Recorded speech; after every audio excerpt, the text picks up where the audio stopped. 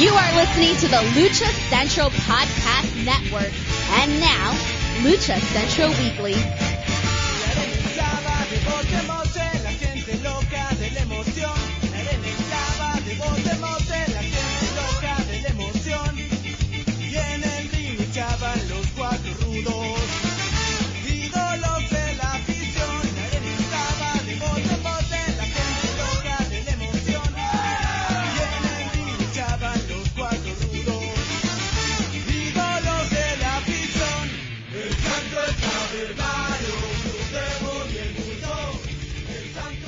Hello and welcome to another edition of the Lucha Central Weekly Podcast. This is the podcast that lets you know all the latest happening in the world of Lucha Libre. We cover news and events from the week that was in Lucha Libre, talking Mexico-based promotions and top independents, along with luchador-related news from throughout the United States. The Lucha Central Weekly Podcast is part of the Lucha Central Podcast Network on luchacentral.com. This podcast and others from the network are also available on all major podcast streaming platforms, including iTunes, Spotify, Google Play, iHeartRadio, and more. And do not forget that we also are streamed through our partners at thechairshot.com.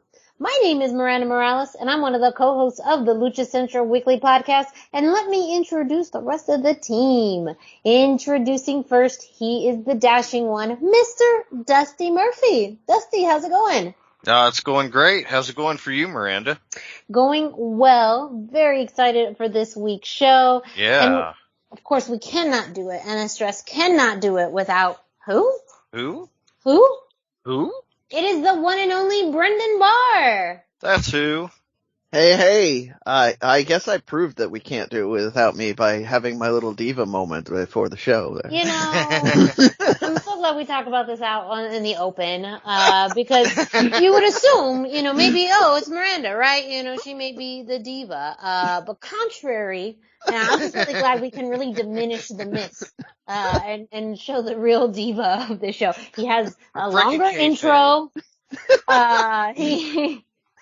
He has very specific demands that we almost no. Not at all. Not at all. You're not a diva in any way. But we truly cannot do this show without you. I mean, really without anyone. Well, you could probably do it without me. But I could just record my spots and you could just plug it in, as needed. I'm just literally a button bar. I'm a human button bar. Reaction bar. You'd still be there though. That's the thing. Yes. Just in video recording spirit. That's what it is. But man, we definitely got some news. I mean, man, this week has been.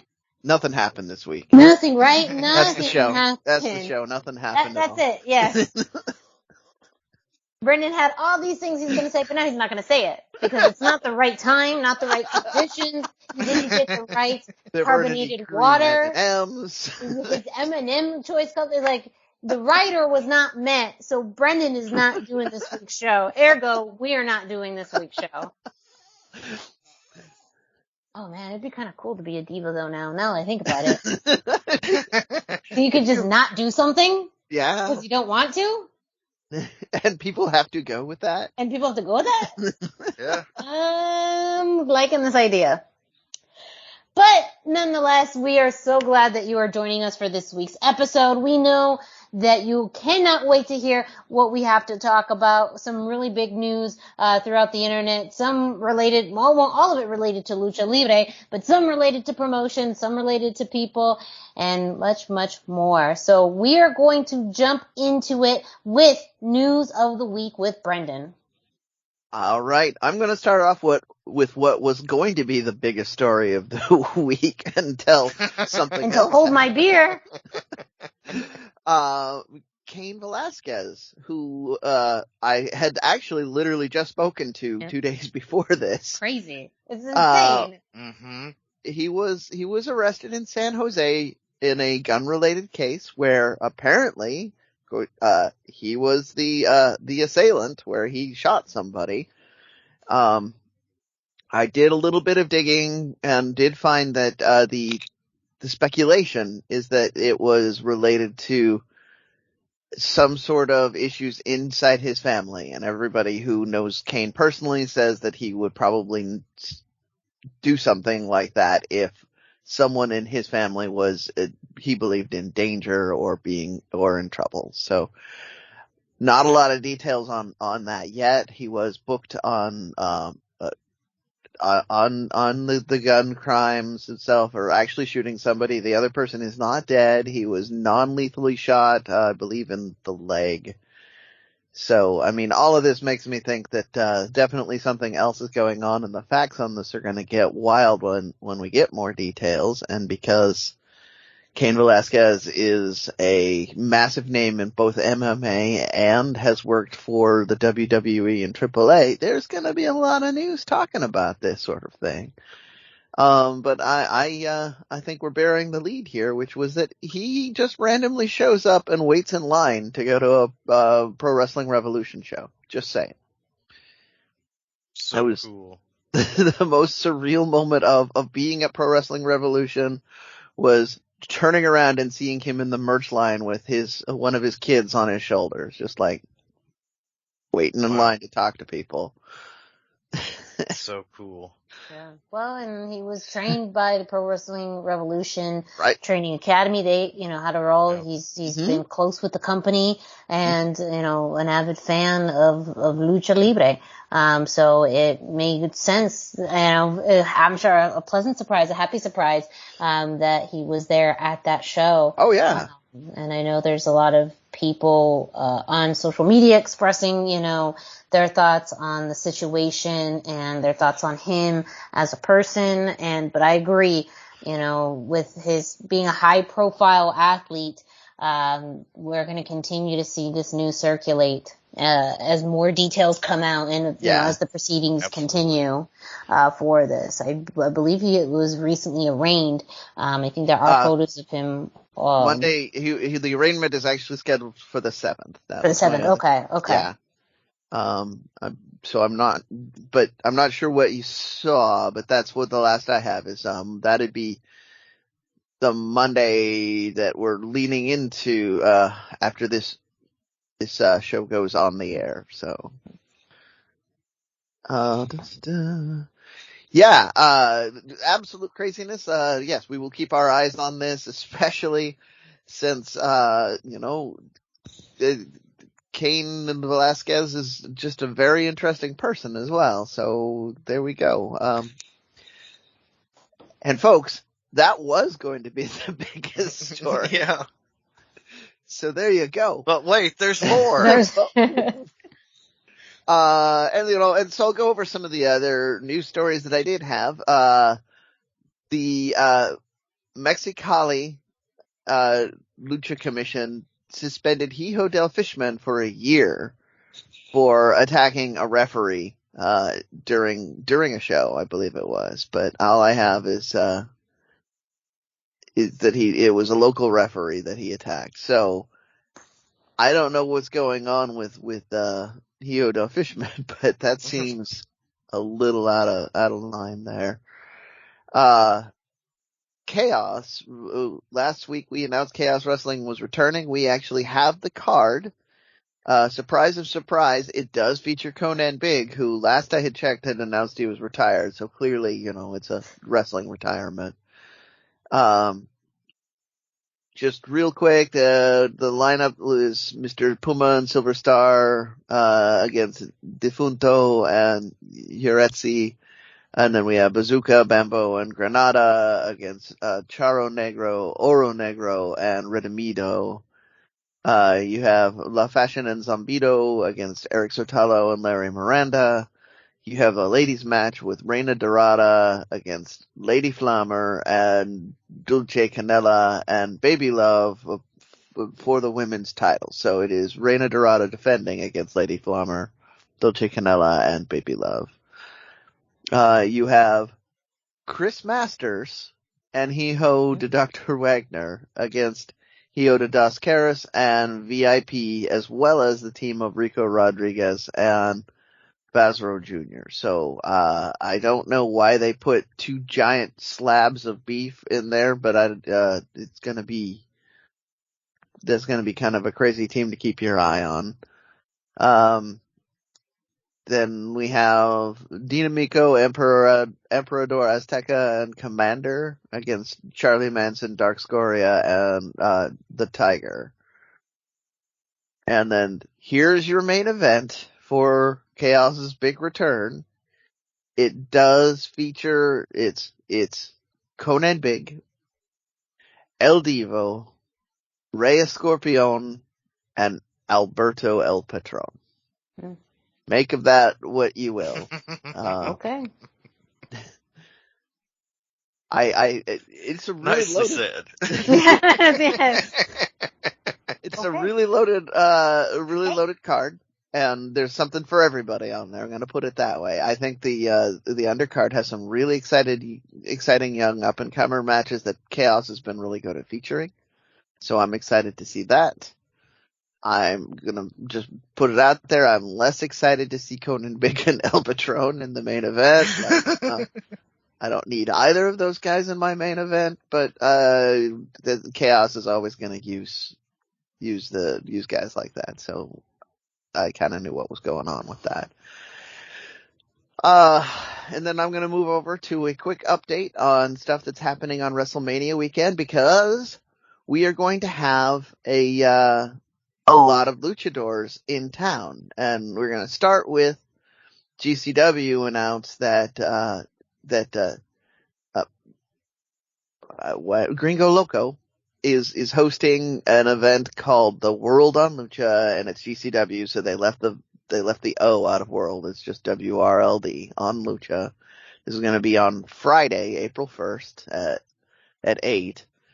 And they've announced a couple of matches and people that they're expecting to appear. So you have Johnny Caballero versus Jack Cartwheel, Pagano versus Sadika, I believe how you say that, and that is already listed as being a Lucha Extreme match. So expect your cookie sheets and your skewers and everything else that the Pagano and GCW like to do. Lots of doors. Doors will die this day.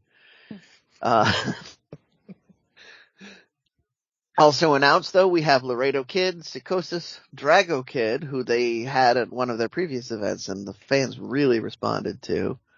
ASF, Ninja Mac, and a legend in the world of announcing, Hugo Savinovich. So, right? Yeah. So Hugo is one of the few announcers anywhere in the world you can get and have instant legitimate, instantly. Yeah, he's for real. Yes, especially if you're trying to do a lucha show. Like, that shows that it probably helps that AAA is going to be in town as well, and, he might be doing something with them, but they got him regardless. So, speaking of that, AAA will be having a show that weekend as well. I don't have a lot of details on that other than they'll have that show. I'm trusting Dusty might have some news on that either this week or in upcoming weeks. Yeah. We will, but we do have Effie's Big Gay Brunch has announced they will have Pimpinella Escarlata at it again this year. So, last year's match was kind of a show stealer. I'm expecting nothing less from that this year. And I did want to stress that Mission Pro Wrestling, who lives in the state of Texas, has announced that they're going to have a show at the Collective as well. That's going to be on the second Saturday in the afternoon. So, that's what we've got that I could find right now. Miranda had said that she'd seen Robles and Martinez possibly announcing things, but I wasn't able to dig that up, and I'm not going to put you on the spot, Miranda. So we will have more on that in upcoming weeks. They haven't, the best I've seen, they haven't announced any matches yet, just that they have dates. Correct. Yes. And then we will keep you updated on that. But I mean, because there is at least one Lucha Focus show plus AAA being in the area, look for lots of things happening in Dallas the 1st, 2nd, and 3rd of March. So, we will be keeping you as updated as best as we can on that. If you're somebody who wants who's already going to a show and I didn't talk about it on the air, let me know about it, because I'm probably going to find a way to Dallas for at least a couple of days here, and we'll go from there. So I'm going to touch on the next big subject. They announced what's the future of ROH is going to look like, sort of. Without going into too much detail about the rest of it, because we're going to have to cover it in another segment, Tony Khan announced that he has purchased ROH.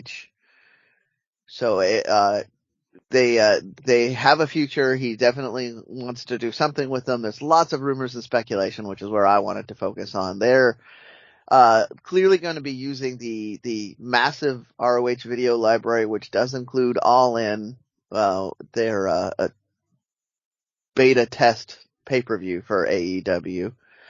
But they also are going to, one of the big rumors is that ROH is going to keep doing shows, and they're going to have more of AEW talent, from the lower cars, maybe the people that we see on Dark and Elevation every week.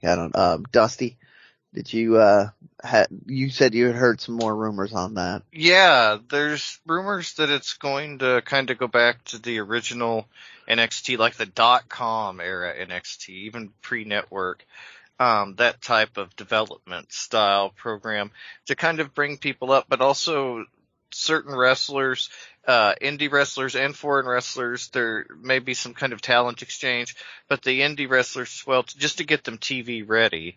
And that kind of supersedes the need for something like Dark Elevation, which is really where you saw signed talent that AEW thought was important. So it opens up a lot of possibilities. And does the TV slot come with it? There's so many things that go into it that it's really going to be interesting, and I think that it will change the landscape of wrestling on TV going forward. It is important to note that many of the ROH talent have said they didn't find out until they were watching Tony Khan's announcement either, and these are people that were signed for the upcoming pay-per-view that had been announced. So the future of that pay-per-view is not known, nor is the actual plans for the still signed talent.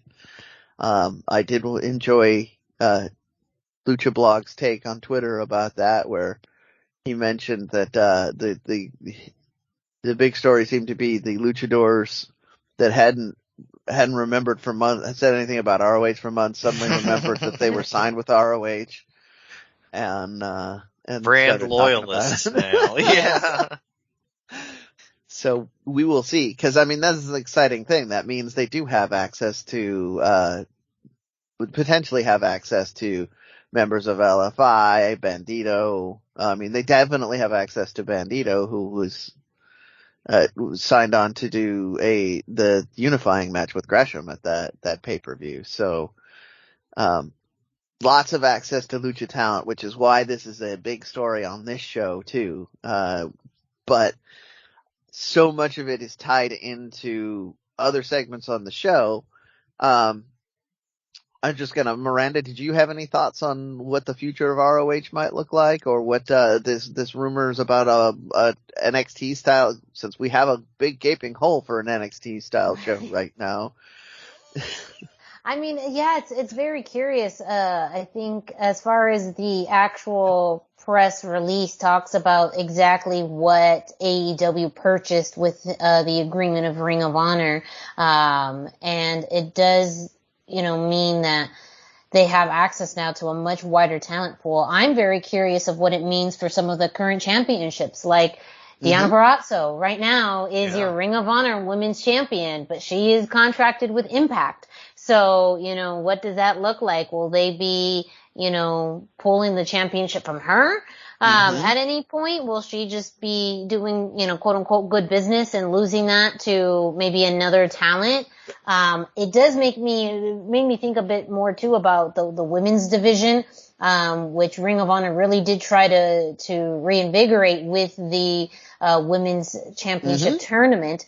And AEW is still somewhat struggling to kind of get a focus on the women's division, but especially with the Lucha talent, Ring of Honor was truly a place where they get to shine. And, what does that look like now in AEW? They have the capacity. We know they can, but it's also, already before this, AEW was very, very stacked. They already have a very big roster. And I think we have already talked about people falling by the wayside and the nice, shiny new toy thing. And then once that's done with, someone else comes in and they're the shiny new toy. Yeah. Is that going to kind of happen with Ring of Honor in it of itself? And, how are they going to balance all of this is kind of what I'm very interested in seeing. How are they going to balance their product, but also, possibly have, Ring of Honor, whether that be more of a developmental style, maybe it's a counterpart in touring, maybe it's, a special event. I think if they truly want to keep Ring of Honor as a separate entity, they're going to need to have, someone separately running it. So I'm just very curious to see how this comes about over, the next few months. And maybe Supercard of Honor is the first place we get a glimpse of what, Ring of Honor looks like under the umbrella of AEW. Well, and that's assuming we still get that Supercard of Honor. I am not largely thinking we're not going to get it, but it's just that's still in flux, especially if talent that were signed for that card had no idea this was happening. So it goes a lot of ways. You bring up a strong point with the women. They did have a very deep Lucha presence in the women's division as well. So there's just to keep it focused on the show, even though we in general we're fans of ROH's women's division on this show. There's lots of opportunity there. And I think to your point, if they keep the brand separate, and to Dusty's point, if the TV show comes with, there is a lot they can do. And somebody who loses out on an AEW spot to Shiny Toy Syndrome might wind up, getting a nice high spot over in the ROH brand for a little while. Like, we complain about Andrade not doing a lot. Right. But imagine if he reunites with LFI over on the ROH brand. Well, right? And that would fit in with the NXT from the .com era when you saw CM Punk show up to wrestle Seth Rollins and stuff like that. It would help legitimize the brand. I also think it would be great for some of the some of the guys. We saw a hint of that last night with the older ROH guys, where we saw Bryan Danielson versus Christopher Daniels, but somebody like Jack Evans, who's kind of been passed over a little on AEW with Ring of Honor. If they did it right, I mean, a lot of us remember breakdancing, do-rag wearing Jack Evans, and I think that the nostalgia in his kind of presence in Ring of Honor would be enough to get him over that hump he hasn't seemed to be able to surmount lately. And so I would like to see maybe some of the older Ring of Honor guys show up too, mix it up with AEW guys, new signings. I think there's a lot of promise in this. You just triggered an idea in my head there. Angelico in the Pure division, if they keep the Pure division. Oh, right? Yeah. See, it writes itself. Yes. There's a lot that's going on there. And then you can have, so they had, PJ Black over in ROH as well. So you could see all kinds of the Lucha Underground matchups too. And maybe they lean more into that in one of the two brands. Like the possibilities are very exciting. This was, I think, probably the best thing that could come out of all of the rumors that have been going on since 2020 about ROH possibly being sold. Apparently there was another buyer that they were really leaning towards, and so I don't know what Tony Khan did to sweeten the pot or if the other person backed out, but this could be really good for both shows and a lot of independent wrestler. So it's very exciting news. We will be keeping our eye on this for sure. And we will have more on this story later because there is some very real and tangible things that are going on with this story that we need to talk about in other segments. But I alluded to it earlier, so we're just going to move on to the Indie Roundup and talk about PWR in San Jose. I went down for the show. It was such a good show that I lost my notes somewhere on the way back. Had to rely on my Twitter, so we'll talk about this a little differently than normal. We did have fellow Lucha Central podcaster Papo Esco on the show. He did successfully defend his title. I had the note on my notes who he defended it against. It was a hell of a match, but those. Look that up for you. help you out. I'll move on a little bit here. We had Super Astro Jr., Viento, and Bestia 666 in a title match, and they brought out a shiny new belt for it, which looks gorgeous. Which also told me that we were probably going to get a title change because Bestia came out with the old belt, and Super Astro Jr. left with the shiny new one. So that was an amazing match. It did, as I mentioned on Twitter, it did degrade to at one point to the three of them just standing in the middle of the ring and chopping the hell out of each other, and just make my chest hurt just watching it because none of those guys was playing nice with that.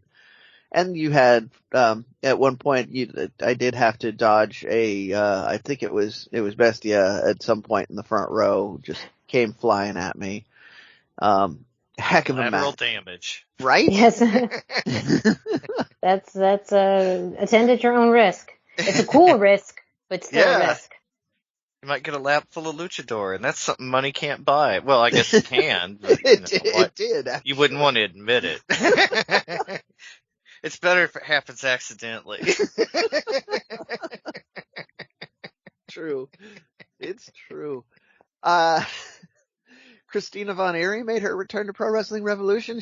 I spoke to her before the show. She's super excited about this, about the prospect of being here. She has a tremendous amount of loyalty to the brand because they were one of the early ones to use her on cards. So she's hoping to do more stuff here. And she was in there against a recent graduate from the academy, Charisma.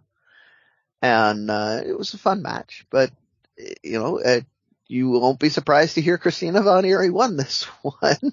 Actually, no, she lost. She lost to the most dangerous move, but then she beat down the new girl, and, the referee was originally chasing her off, then decided to, take off the referee stripes and beat down this poor girl on her own. So we've definitely established that Charisma is going to be a massive baby face and nobody likes her. I should say nobody in the women's division. The fans did like her. I think that this is going to work really well. And then, the big story of the night though was La Migra doing La Migra things. They interrupted the national anthem again. They came out. They told us that, the tag team titles were not going to be defended tonight if Dr. Wagner and Psychosis wanted to win a shot at their titles that they, quote, worked so hard for, with all their crooked referees and other shenanigans in the match where the title belt changed hands. They were going to have to earn the shot by beating them in a non-title match. And Dr. Wagner and Psychosis came out later in the night. They had a banger of a match, which was all over the place. As, you might expect with Dr. Wagner, particularly, the match did not actually start in the ring. It started everywhere but the ring, including the merch table, in the risers. So much of that was going on that I couldn't see. But they eventually did make it back to the ring. it settled into a normal tag team match. And, I mean, you're not going to have Dr. Wagner and Psychosis lose this match. So they didn't. Somebody went through a table, or I think it was a table or a door or something, and that set up the pinfall. It was just so much chaos and delightfully so. But La Migra was not done yet. Kratos was in the main event against Ultimo Dragon for the PWR title. And the La Migra affiliated ref was with them. So you kind of knew the story from the opening moment. You were hoping it wasn't going to be true. You were thinking that, Ultimo's defied the odds so many times. But the crooked ref, multiple interferences from La Migra, finally paid off for them, and they got a pinfall victory over Ultimo Dragon, who had his mask nearly torn off at this point in the match. And that set up an angle where Wagner and Psychosis had to come out and save him from the post-match beatdown. So, we have lots of storyline going on here. We have, Wagner and Psychosis possibly challenging for the title, helping out Ultimo Dragon. So now we can have a series of trios matches to lead up to this. I mean, it's all over the place. So, lots of exciting stuff going on. Like I said, it was such an exciting show that, the notes that I had very carefully they're somewhere in my luggage, because I immediately came in and I remember stuffing them in my luggage going, I need to keep these notes. This was such a huge show. And then I can't find them. So I probably was like, happily rereading the events over and over again in the hotel room, and who knows. That was our PWR show. Also this weekend we had a Defy show, which once again I was not able to get results for. So I'll keep my eyes open for that. And Without a Cause wrestling up here in Washington. They did not have a lucha-centric match, but they did announce that they are moving their shows for the, quote, foreseeable future to Friday nights, and hinted that it will be on IWTV for those Friday nights. So, big news coming out of there, especially since afterwards I talked with one of the promoters, and he said that he's still looking to feature a lot more lucha on there. So keep your ears open on that, because we actually at the show have helped sponsor the show in order to get more luchadors on there. So there's a personal interest there. That is my indie roundup for the week, though. As always, I'm open to suggestions and submissions. I mentioned going to Dallas. I flew down to PWR, so if you want to see me at your show, send me an invite, and I will do my best to see if I can make that happen. We'll do all that stuff, all the socials and things at the end of the show, so you have to get all the way there to get my info. But that's the week in news and the indie roundup. Thank you. Just a quick plug, Pro Wrestling Revolution's next show will be Saturday, April 9th in San Francisco. Tickets are already available on Pro Wrestling Revolution's social media. And they also have VIP tickets as well. You can find tickets at Lucha Libre Boletos, BOLETOS.com. Already announced for the April 9th show, Dralístico, Dragon Lee, Rocky Romero, Laredo Kid, and returns from, of course, La Migra, Bestia 666, Misterioso, and Super Astro Jr. Already announced too, for the, no, not for the title. But Jacob Fatu versus J.R. Kratos, has already been scheduled, as well as a women's tag match, Myra and Christina Von Eerie versus Charisma and Nicole Savoy. So make sure you follow Pro Wrestling Revolution on social media for more match announcements regarding their April 9th show and ticket information. Tickets did sell out. So the last two shows, they have sold out. So get in early. Yes. They were stressing that. Like, get in early because they're selling out.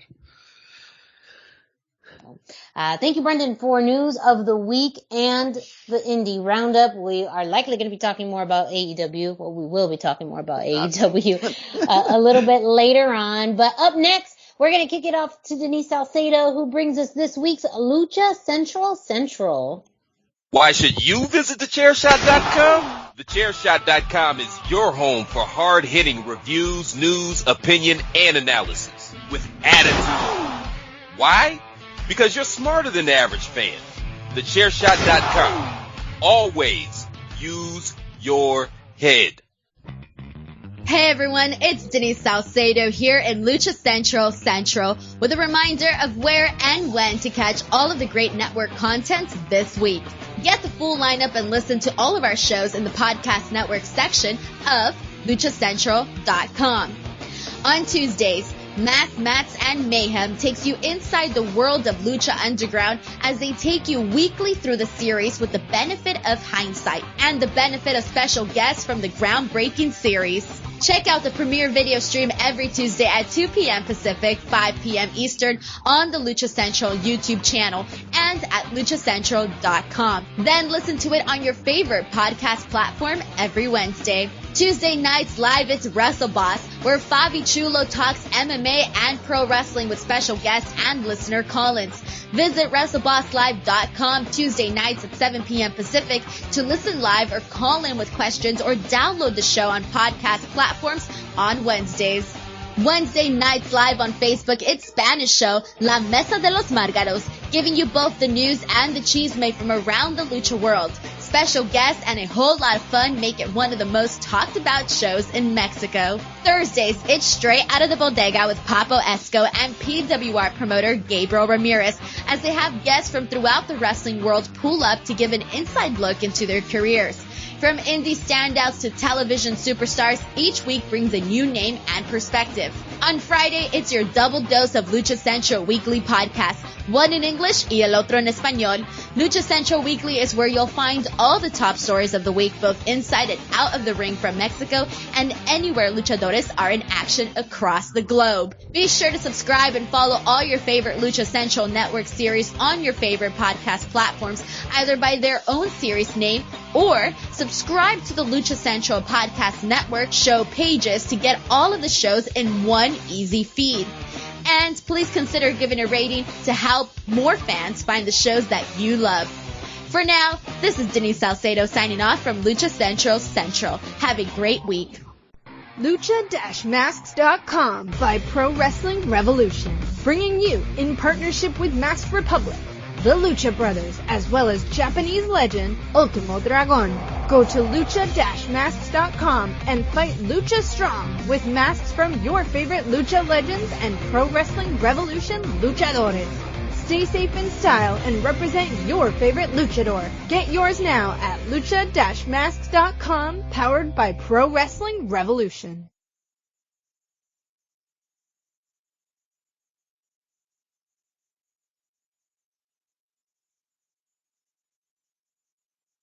A big thank you to Denise Salcedo, who's bringing us this week's Lucha Central, letting you know what's happening throughout the Lucha Central Podcast Network. Speaking of Denise, I believe I did see that she would be part of Ring of Honor Supercard of Honor as a special guest correspondent or host for the event. So big congratulations to Denise Salcedo, who will be having, I'm sure, a very busy WrestleMania weekend. Oh, she's not going to, she's going to need another vacation just to recover from her vacation down there. Yeah. Up next, we are going to be talking more about AAA with Dusty.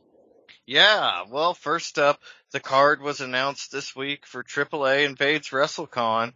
Pretty exciting. That'll be a TV taping held Thursday, March 31st at the Fairmont Hotel in Dallas, Texas.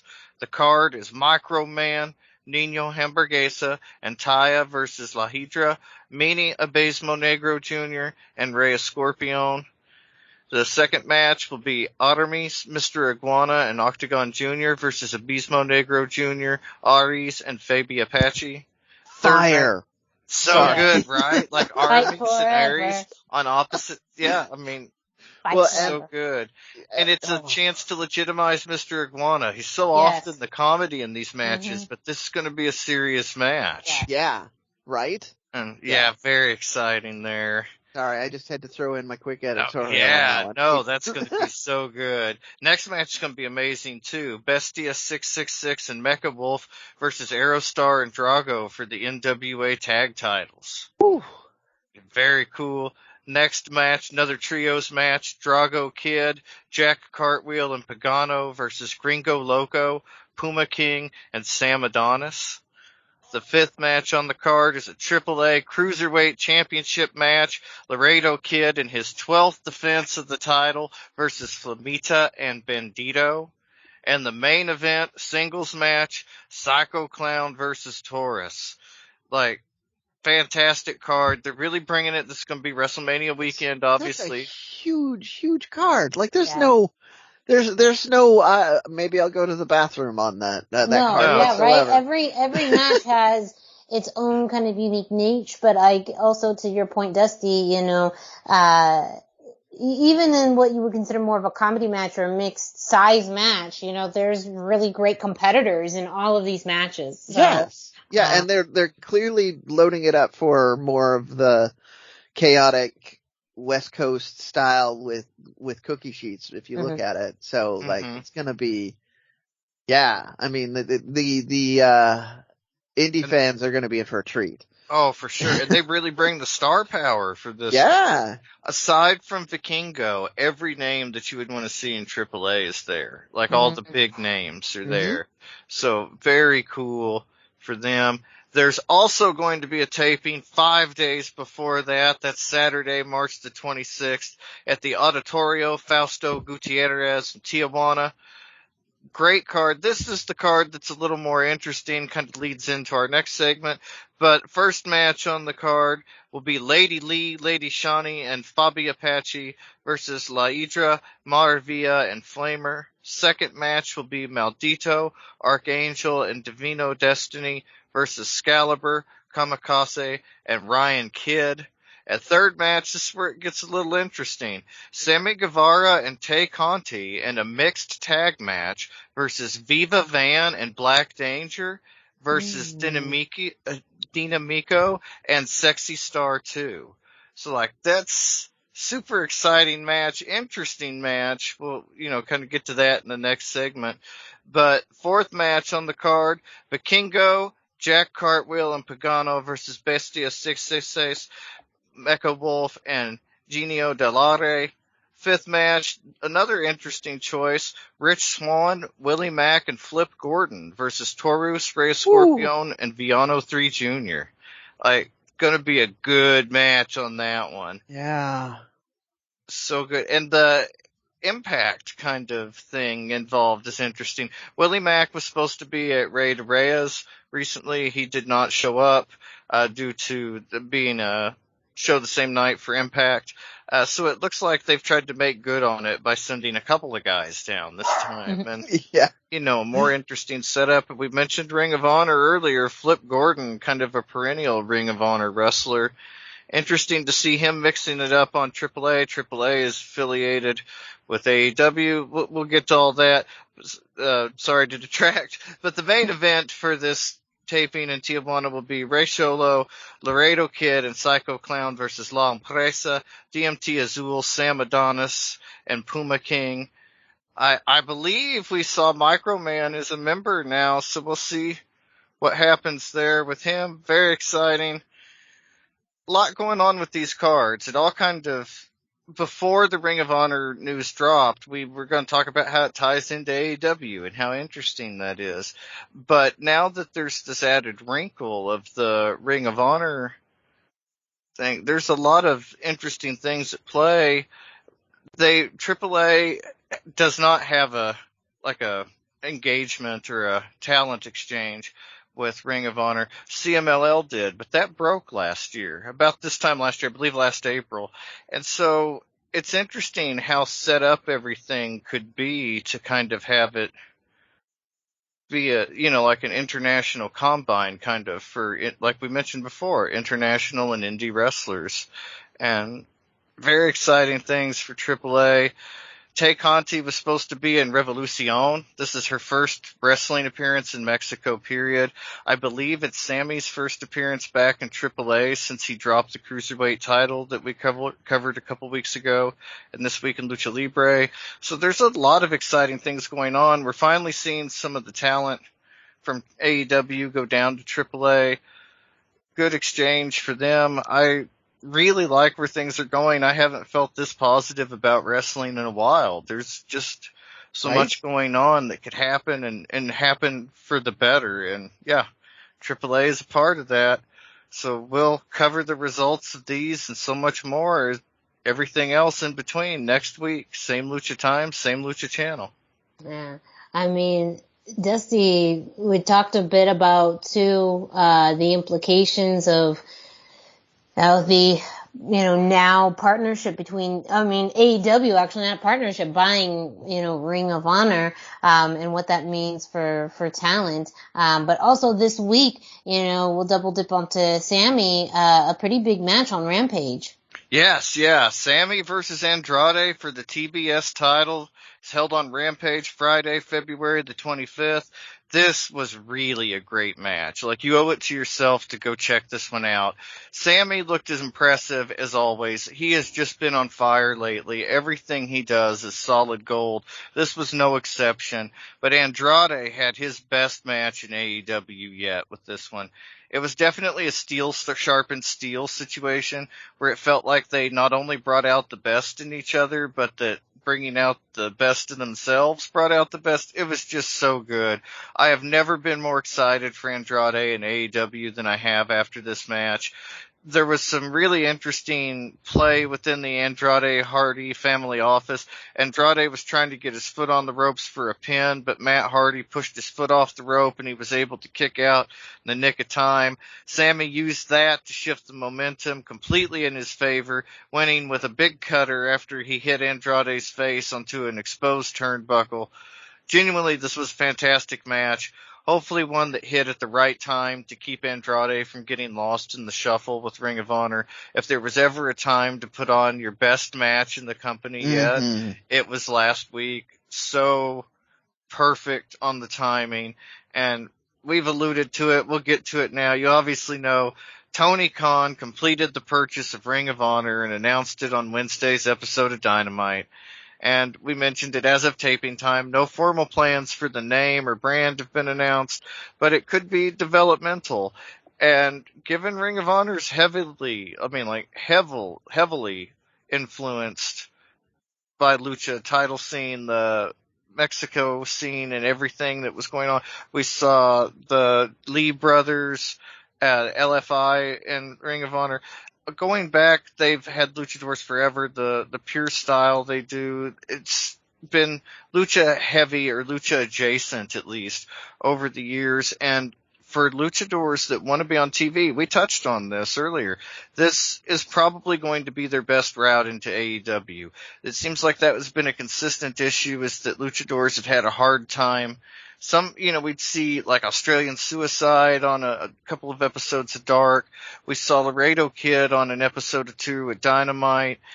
But we never really saw much beyond the Lucha Bros. Fuego, of course, getting involved, but it's not quite the same thing.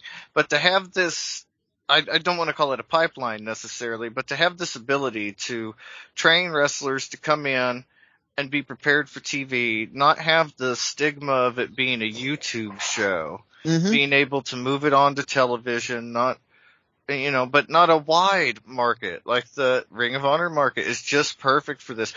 Mostly watched by purists anyway, the type of people that would love this type of program.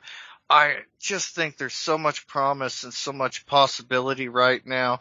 We have Sammy and Ty going down to Mexico, and Sammy's got a good eye for talent. And I don't want to say that they're talent scouting, because that would be projecting a lot, but you can't help but wonder if he doesn't have his eye out for somebody that he'd like to wrestle in AEW.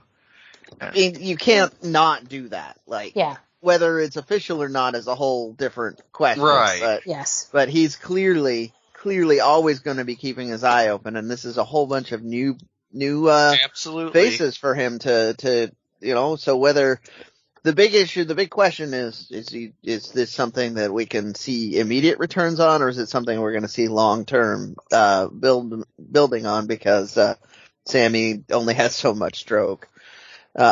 So yeah, it's true, and it's interesting. Masked Republic was able to get several luchadors their working visas for the United States, including Del Vikingo, but we don't see him at the WrestleMania weekend. And, maybe they're saving his U.S. debut for something bigger and more important. And, I mean, that would arguably be AAA's biggest show, at least in America, in a long time for its taping.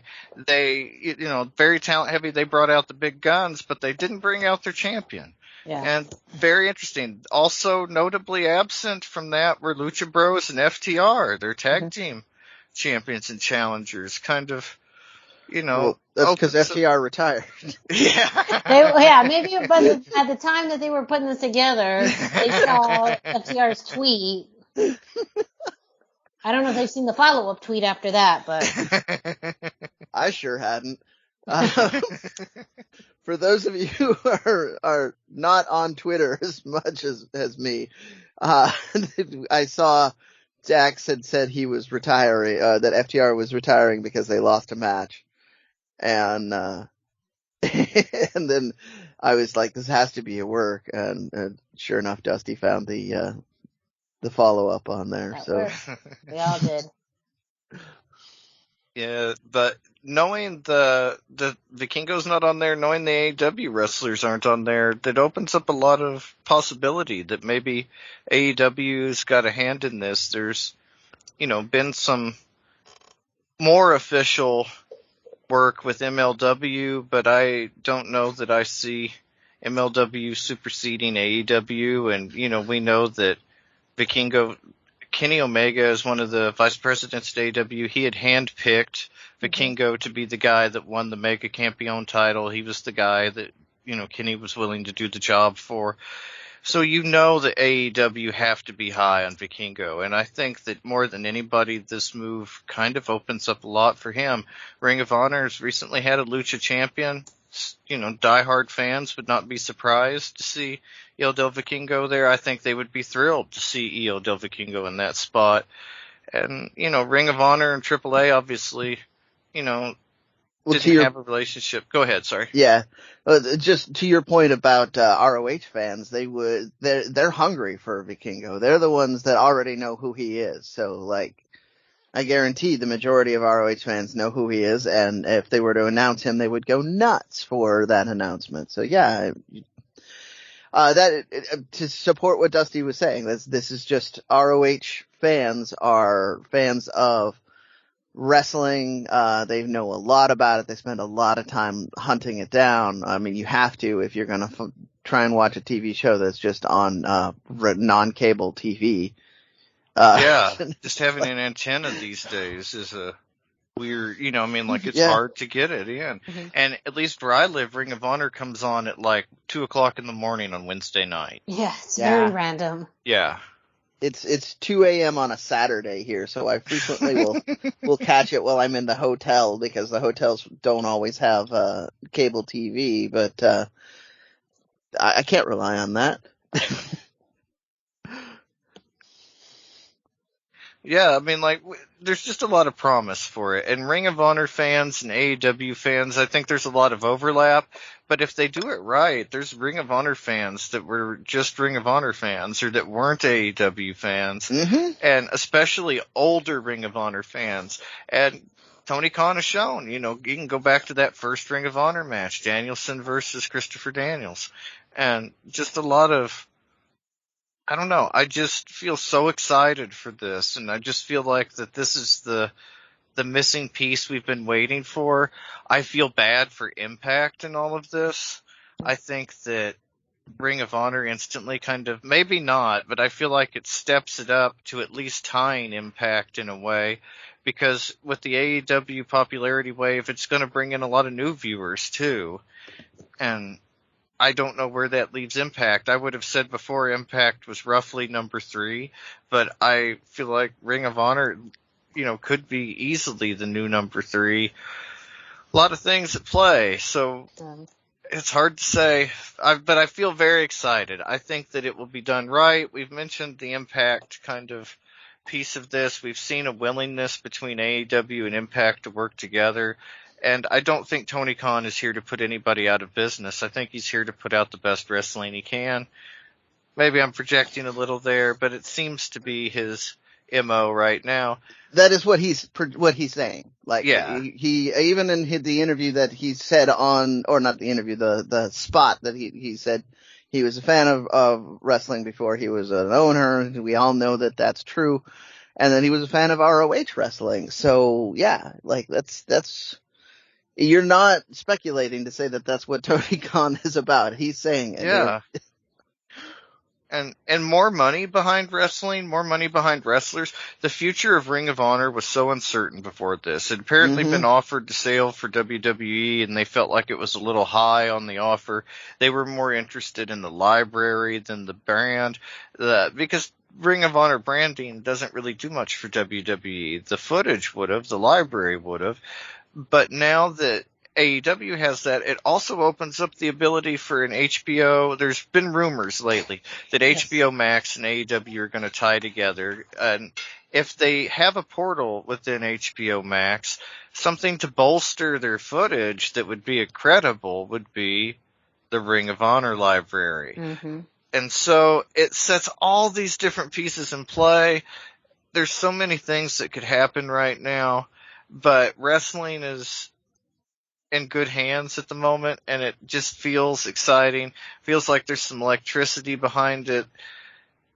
I feel bad for Cody as well. He got left behind in all this excitement. What a terrible time to negotiate the contract. Allegedly WWE has fizzled out in talks with him. They thought he wanted too much money as well. Crazy things at play, but AEW looks exciting. Ring of Honor looks exciting. AAA looks exciting. Everything is very positive right now. I'm excited for it. As we come into WrestleMania weekend, wrestling is going to be super hot, super exciting. We have AAA invades WrestleCon. We have the Ring of Honor show. Everything going on. Big weekend. We'll keep you informed of all that information and all the news leading up to it every week here on the show. Thank you, Dusty. Up next this week in Major League Wrestling. Of course, we had this week in Fusion.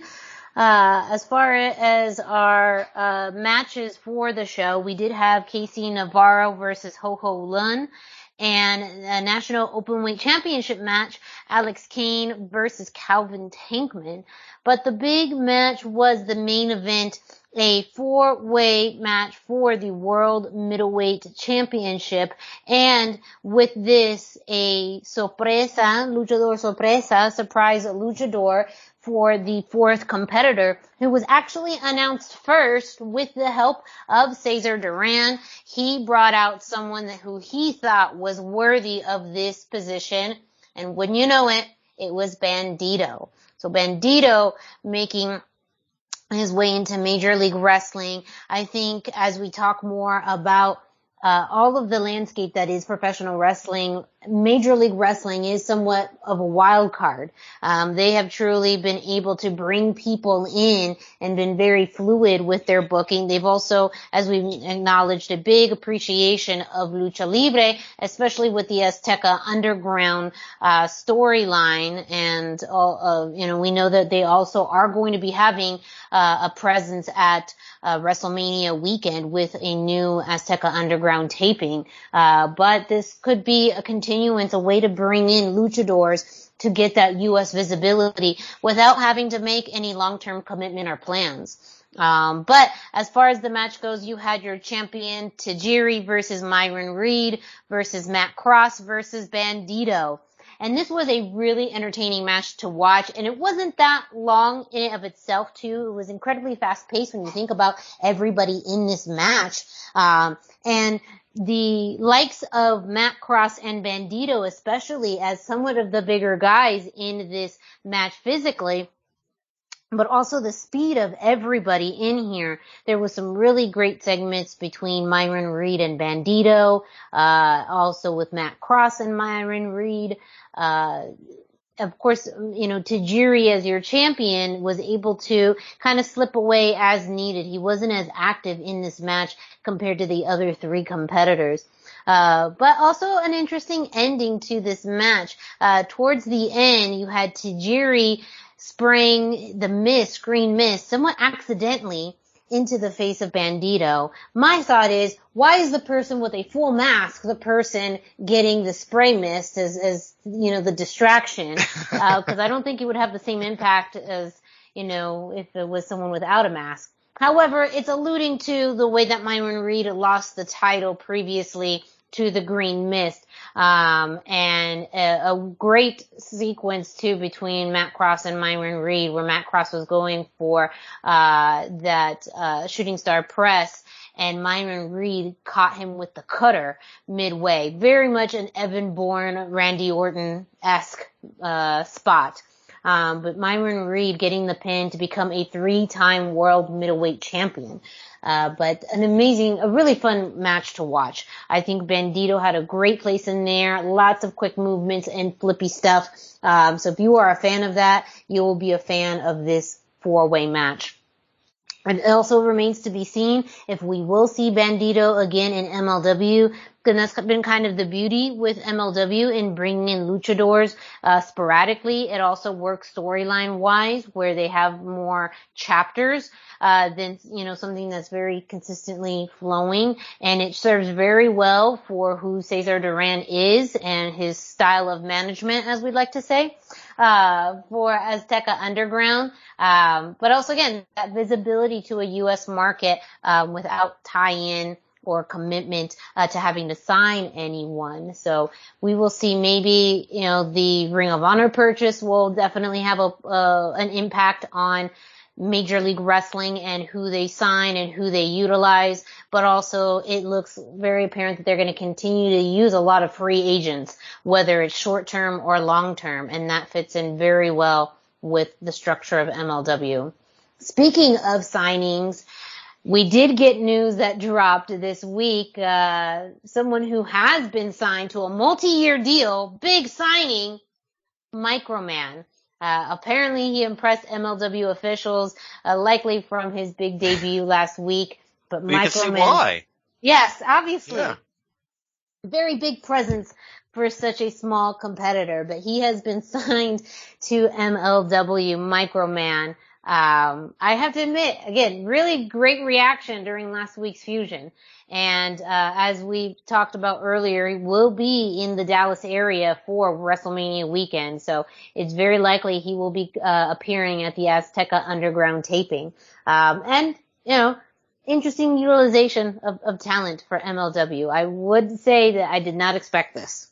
I did not expect this signing, but they have merch for him already too. Yes. Oh yes. Wow. The Microman shirt is adorable. So adorable. It's ridiculously cute. So cool. it's super cute. I have to admit, that's it. That's all I have to say about that. But next week on Fusion, we are going to get the MLW World Tag Team Champions 5150 finally defend the titles against the Von Erichs. This was supposed to happen previously in Dallas. However, the Von Erichs both had to undergo COVID-19 protocols for testing positive, so they were unable to compete. But now that match is finally happening next week on MLW Fusion. 5150 versus the Von Erichs. So another must-watch episode of Fusion. Again, Fusion is just so digestible to watch. It's only 1 hour. The matches are really entertaining. They vary, of course, depending also on your interest and style of wrestling. There is truly something for everyone, as well as, again, the continuance of some storyline. We do see Cesar Duran talk with the most marketable one. And his name escapes Gino me. Medina? No. Richard Holiday. Sorry. Yes, Richard There we Holiday. go. And his, girlfriend Alicia Toot, regarding the betrayal, and demise of the dynasty. Apparently, Richard Holiday was in cahoots with Cesar all along, pretty much agreeing to betray his friend Hammerstone in order for a world title opportunity. And when that and some Rolexes probably. Yes, well, Let's tie it back to that story, yeah. Richard Holiday paid it forward because he then put, essentially what Cesar Duran said is that Alexander Hammerstone has now signed a contract with Davey Richards for a world championship match. So Richard Holiday's a little bit in the back of the line. However, if something were to happen to Davey Richards, well, that would put Richard Holiday up next. So Richard Holiday put a bounty on Davey Richards with a whatever works, or what usually works is a briefcase full of cash. So a bounty out on Davey Richards, and it looks like Richard Holiday will continue to do whatever it takes to get closer to that world championship title. And again, another deceptive way that Cesar Duran has, been able to utilize his business prowess to control, manipulate people. That's what it really feels like with this story between Richard Holiday and Hammerstone. So, great story, great matches. You can find MLW Fusion on YouTube each and every week. You can watch past episodes. And of course, next week, 5150 faces the Von Erichs for the MLW World Tag Team titles. All right. Up next, it's that time of the week. You know what? You love it. It's This Week in Lucha Libre History with Dusty. That's right. It's time for This Week in Lucha Libre History. Be sure to check in at luchacentral.com every single day for This Day in Lucha Libre by Pep Carrera. He's got information, birthdays, anniversaries, matches of the day, amazing videos, and even more. And everything on there is about Lucha Libre. At luchacentral.com, your centralized place for all things Lucha Libre. This week we chose March the 7th, 2020, when Los OGTs, the team of Averno, Chessman, and Superfly, went up against Psycho Clown, Phoenix, and Pentagon Jr. in a live TV show taping at the Plaza de Toros in Cancun, one of the first AAA shows back in Cancun after the booking controversy of Abismo Negro, if you remember that. That very interesting. You should look into it if you don't know. But this was one of the final Lucha shows before the pandemic. It fell 6 weeks to the day before the first episode aired of Lucha Fighter. And so it's a really interesting artifact of that era. There was a smaller crowd than you're used to seeing in the Lucha show. The crowd noise was seemingly enhanced, but otherwise it was a really fun match. Los OGTs come out as the Rudos instantly. They're tearing at the masks. Chessman was there, as we mentioned. When Chessman's there, he's got cookie sheets. Many cookie sheets were damaged. They were irreparably damaged, never to make cookies again. The mask tearing would eventually be their lucky move, however, when Averno was able to pull off Pentagon's mask following a ref bump and get the win for his team. He got the pin. The ref didn't notice the mask had been pulled. 15-minute and 56-second match. Fantastic. Brendan, what did you think of this one? Well, I'm gonna mention that I was one of the ones that my eye was drawn to this immediately. I was always a fan of Los OGTs as the Rudos or the heels. Yes. They just always knew how to get under everybody's skin. They could make me at home who doesn't speak Spanish go, these guys are really awful. They just never failed to do that. So as you mentioned, they just went straight into it. And this is a thing for them to stand out in AAA. As a way, because they had lots of factions at the time that were kind of bad guys, some that were so popular as bad guys that they became good guys anyway. But so it was always exciting. This is one of the reasons why Cookie Sheets is one of my favorite gimmicks, because OGTs always had them, even if Chessman wasn't in the match. Verno or somebody would bring them out. Just Yeah, always. you pretty much always saw one by any of those guys in that era. But it seems like Chessman is really He's stuck with it. Yeah, he's the dude. He's El Jefe of the cookie sheets. It's like Sting with the baseball bat, right? Exactly, it's his signature. Yep. If I saw Chessman in a match and he didn't hit somebody with cookie sheets, I would be like deflated. I would feel let down. That's the gimmick, wasn't I it? would. I want to see it. Oh yeah. But it's true. I mean, like, that's his thing. Like, that's what you want to see with Chessman. I mean, Right. He has become so associated with it that it's incredible. It's like La Parka. If he doesn't dance, you would be, or LA Park, you would be really disappointed. And, like, I met Hulk Hogan one time and he called me brother. Teddy Long called me playa. And, like, you expect those kinds of things. And I expect, I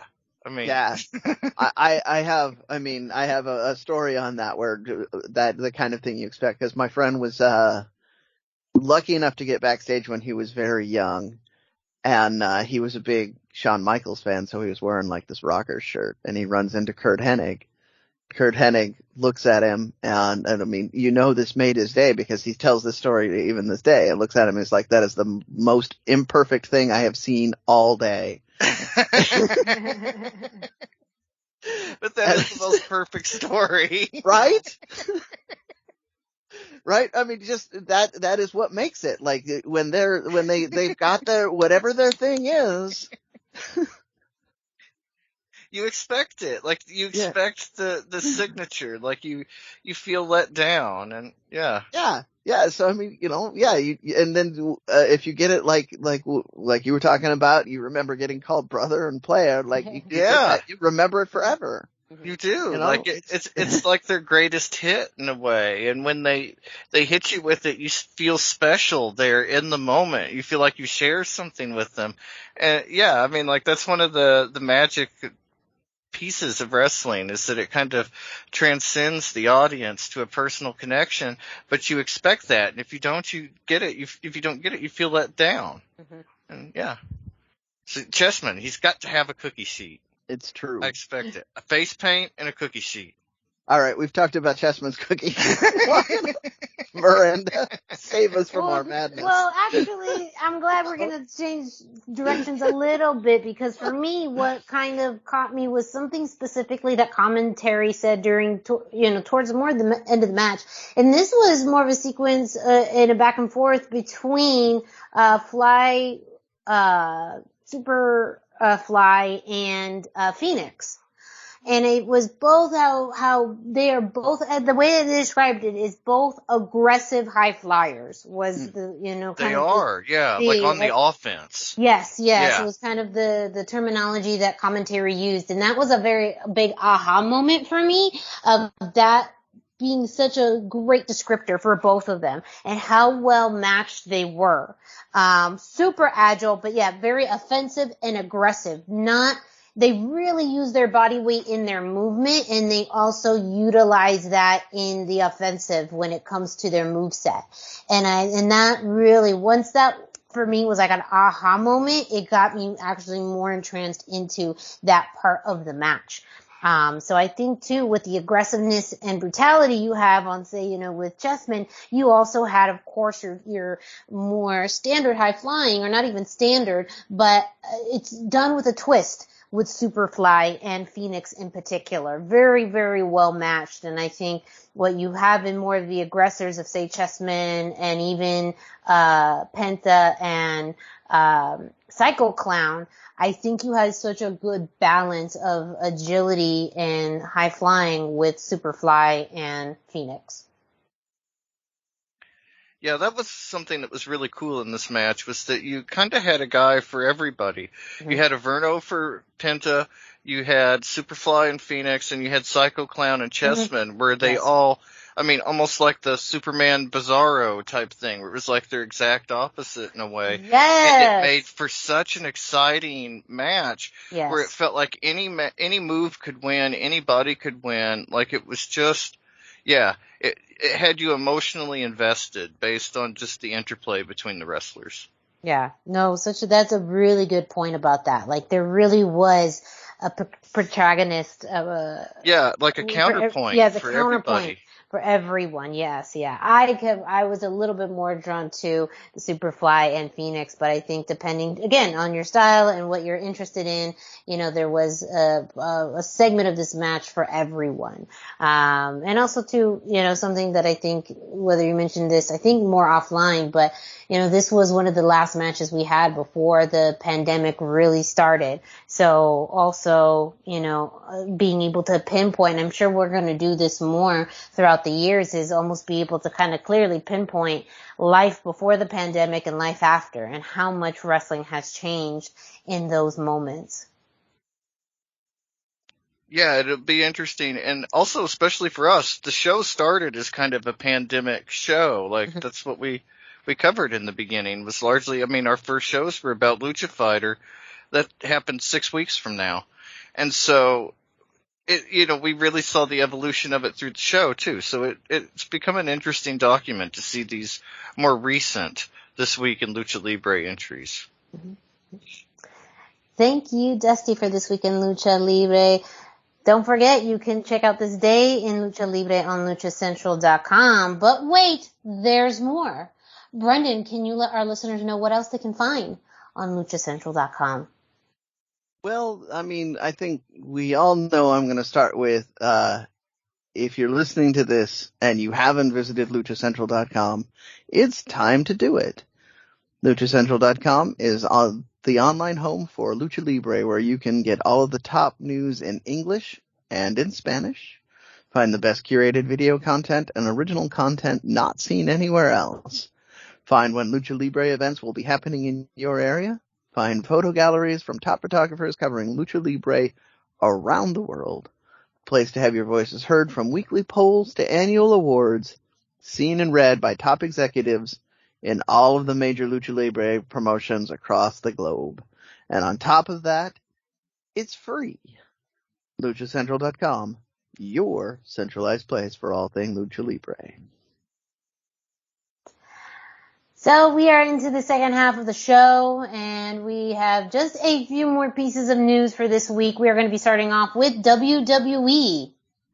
Yeah, on Raw this week, we had the Mysterios losing to the Hurt Business via the deadliest move in wrestling, the surprise roll-up. After Miz, he had some interference.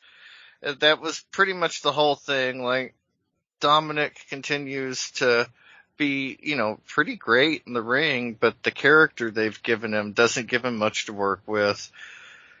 Not a huge fan, but somebody that apparently is being given more to work with over on SmackDown. The rumor is that Vince has taken a personal interest in Angel Garza and Los Lotharios and laid down an edict that they are to be referred to as the Lethal Lovers, Los Lotharios, in all taglines and promotion, internal documenting, everything going forward. We've heard rumors for a while now that Vince had seen something special in Angel Garza, something that he, really liked about him. And seemingly as of late, they have been looking to make both Angel and Los Lotharios stand out on SmackDown.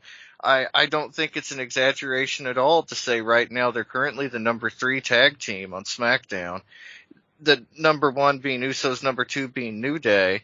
But number 3 for Los Lotharios, or the Lethal Lovers Los Lotharios, is very exciting for them. And it's hard to be, especially at their level, it's almost impossible to be above the Usos and to be above New Day.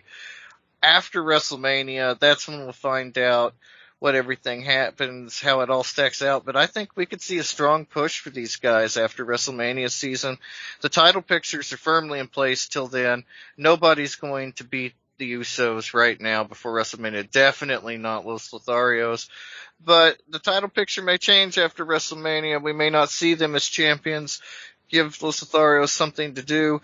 They're never going to have that kind of ranking, at least not in the immediate future, not post-WrestleMania. They could in the future, but they're not going to have that tier ranking of New Day or the Usos.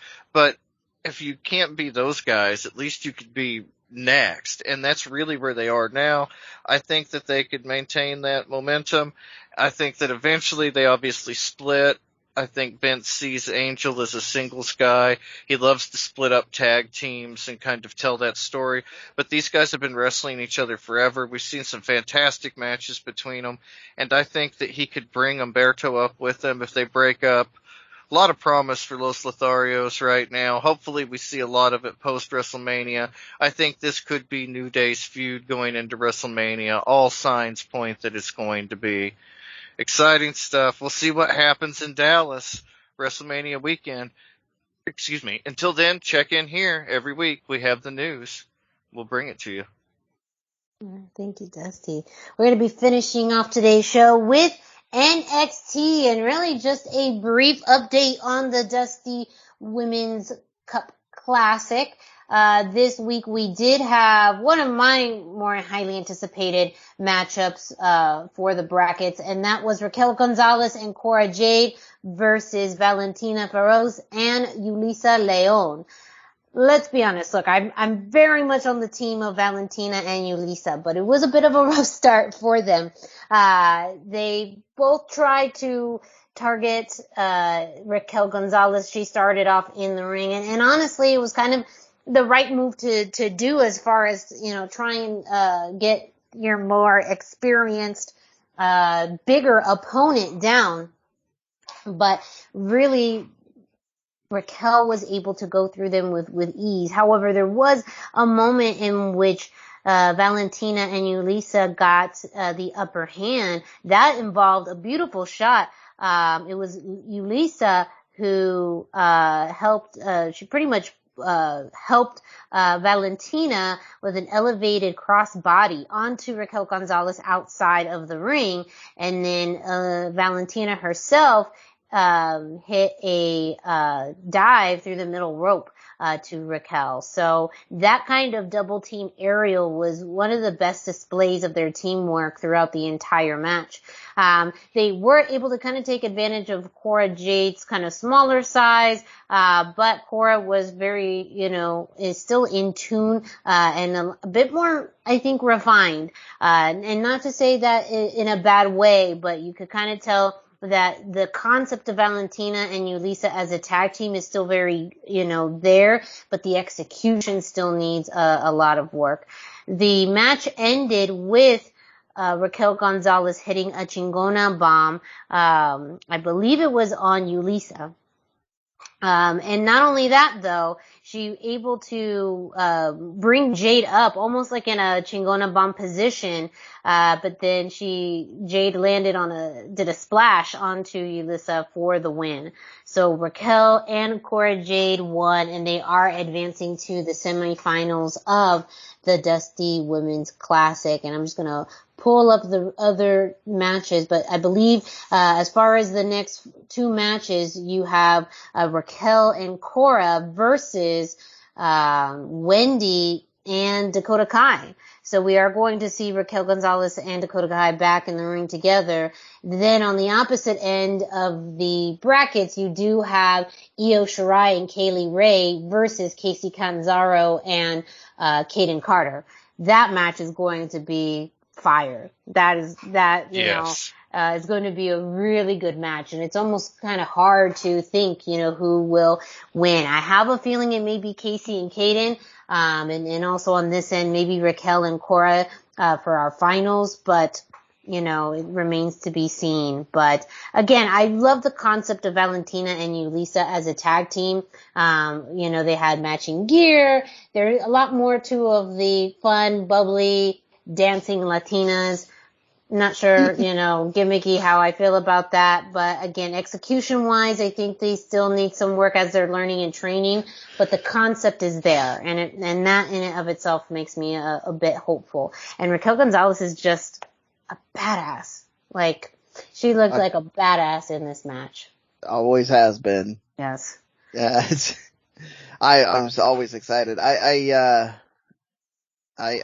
kind of am rooting for her to get called up at this point because NXT is no longer the place to be. So Yeah, and I think you wonder just, what's next, so, maybe they do win the Dusty, Cup and they, have a shot at the NXT women's tag team titles. It is very apparent that they're still putting that focus on Toxic Attraction.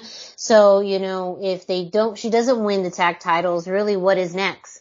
Even, going into a feud possibly with Cora Jade, but it almost feels like a replay of what they did with her and Dakota Kai, maybe just from, different perspective or kind of a different, maybe position, but, unless she's really going in for the NXT Women's Championship, it is very much what's next for her. And if there really isn't much left for her, whether that's a really good feud or chasing a title, maybe it truly is time for her to move up. And I think she would have a great place on the roster. Even now, we've seen the success of Bianca Belair and Rhea Ripley. I think she's very much on par with them. Well, but she also brings something different to the table. Yes. Because, they're both those, you mentioned two very powerful women, but, there's so much more presence with Raquel. Like, she's bigger and, I won't say stronger because, my goodness, both those women are strong. I'm not gonna try and figure out who the strongest is, but, you can do different stories with her just based on the unique look and the unique, features she brings to the ring. So, and she would fit in very well in that division at this point. Well, make sure you check out luchacentral.com for your NXT weekly results. Of course, as well as your WWE results as well. And with that is the end of this week's episode, you guys. We did it with Brendan's Diva Demands and all. We made it through. I appreciate it, Brendan, that you were able to concentrate on this, even though you were given red M&Ms instead of blue. I know that's really hard for you, but I appreciate you. Never again. Powering through. David Lee Roth approved. Yes. Yeah. Make sure you check out luchacentral.com, your centralized place for all things Lucha Libre. You can also check out Lucha Central on social media at Lucha Central on Facebook and Instagram, and at LuchaCentral.com on Twitter. You can check out Lucha Central's YouTube page that has the archives of all of our old episodes, as well as the Lucha Central Weekly podcast in Espanol, as well as previous interviews, matches, and much, much more. While you're at it, go ahead and follow us on social media. Dusty, can you let our listeners know where they can find you? Yes, I'm on Facebook at facebook.com/Dusty Murphy, and I am on Instagram at Dusty Murphy. And Brendan, can you let our listeners know where they can find you? Yes, I am 321 T-shirt guy. That's the numbers 321, and then T-shirt guy is all spelled out. I am on Facebook. I am on Instagram, and I am all over the Twitters. And me, Miranda Morales, you can find me at the hashtag Miranda, hashtag spelled out, on Instagram and Facebook. No Twitter.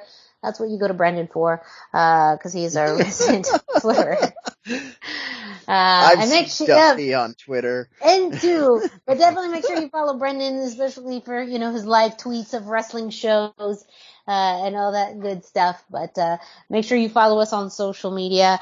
Quick plug, still, Expo Lucha tickets are still available. They are still available actually too for a discount at Expo, Lucha Live, or expolucha.com.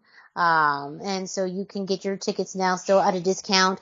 June is coming right around the corner. We're already into March. So make sure you get your tickets now. Of course, we'll be talking more about Expo Lucha as it gets closer to that. We still got to get through WrestleMania season first though.